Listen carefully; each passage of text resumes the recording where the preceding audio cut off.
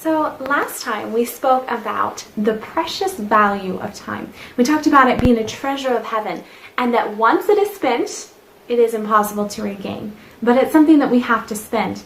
And so now we're going to look at some precious understandings of how we can actually use this time to the best account so that we can gain the most out of it. Now it's interesting because as we've kind of been looking at our theme here from Deuteronomy chapter 11 verse 21, this is going to help give us some perspective of what we're going to talk about today. And so this says in Deuteronomy 11:21 that your days may be multiplied and the days of your children in the land which the Lord sware unto your fathers to give them as the days of heaven upon the earth. So once again, we're looking at how can we implement these things that God has told us that we might have the days of heaven upon the earth. So looking at this, how does heaven use time? I always love to look at how does heaven do something? And then that's how I want to pattern my life. That's what I want to pattern it after, because most likely that's what I'm going to be doing throughout eternity, and I want to make sure I do it correctly. So when God created the world, let's go to Genesis chapter 1 verse 14. This is in the very beginning when he made the world perfect. What did God say? It says, and God said, let there be lights in the firmament of the heaven to divide the day from the night, and let them be for signs and for seasons and for days and for years. So in the very beginning of time, God set time apart for each activity.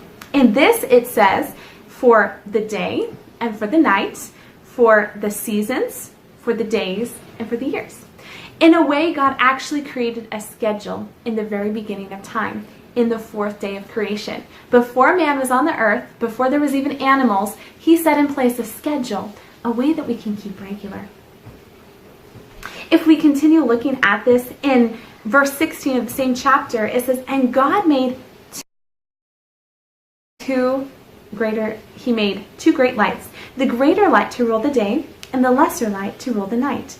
He made the stars also. So right in the beginning here, he has set a time for sleeping in the night and a time for work or for being up and alert in the daytime. So even God in the very beginning, he set time aside for us to do different activities. So in his perfect wisdom, obviously, we can learn something from this as well. Ecclesiastes 3 verse 1 tells us, to everything there is a season and a time to every purpose under the heaven. So once again, we see that God in his perfect order has designed that there would be time set apart for certain activities. And as this chapter goes on, it says a time to weep and a time to dance, a time to die, a time to be born. Everything there's a time. So God has set a time for things. Now, what can this look like for us?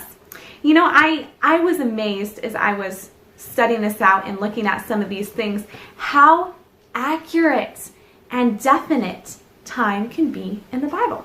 Now let's look at this together. In Exodus chapter 12 verse 41, it actually tells us how specific the Bible is to their time schedule. And it says right here, and it came to pass at the end of the 430 years, even the self-same day, this isn't a day late, the self-same day, it came to pass that all the hosts of the Lord went out from the land of Egypt. So God has a time schedule and heaven keeps it so accurately.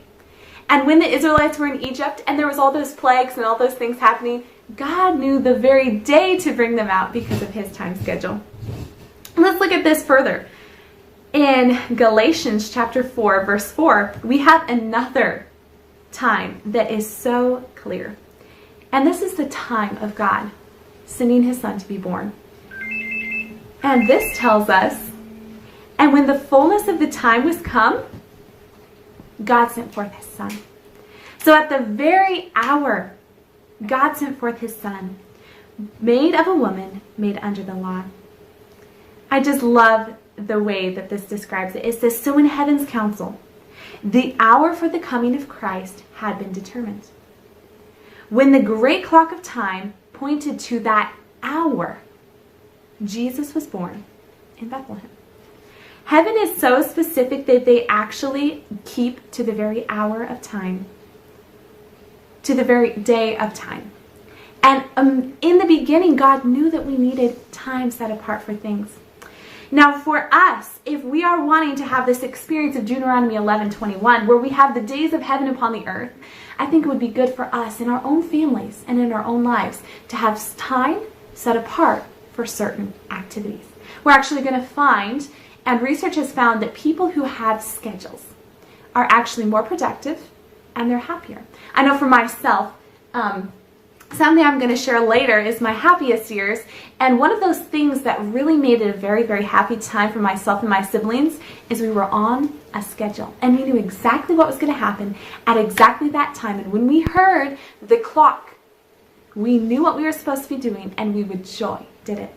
Schedules are so important for family happiness and for truly having this type of heaven upon the earth. God knew what he was doing when in the beginning he set a schedule. He set days and nights, seasons and times and years.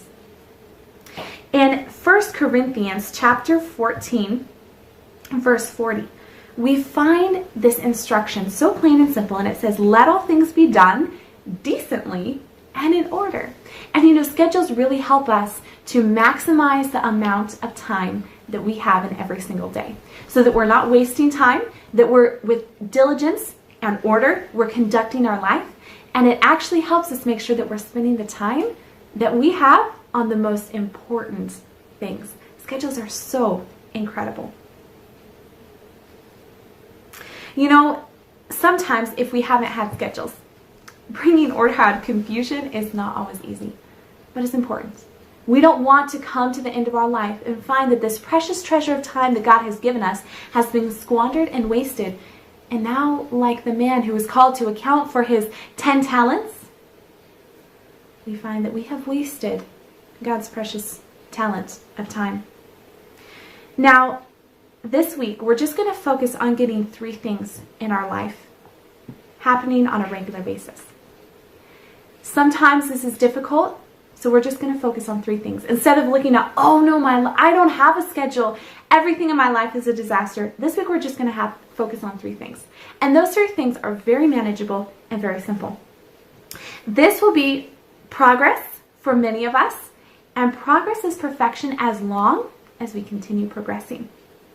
Okay, so we need to look at, before we look at the 3 most important things to start our schedules with, we will take a look at our assignment for this week. So I have an assignment for everyone. This is going to help prepare us for understanding better. And this week's assignment is actually going to take a little bit of your time. It's going to be well worth it. Number 1 on this week's assignment, make a list of activities that are very important. This is going to help you get a schedule that's more structured, help you use your time more wisely in the future.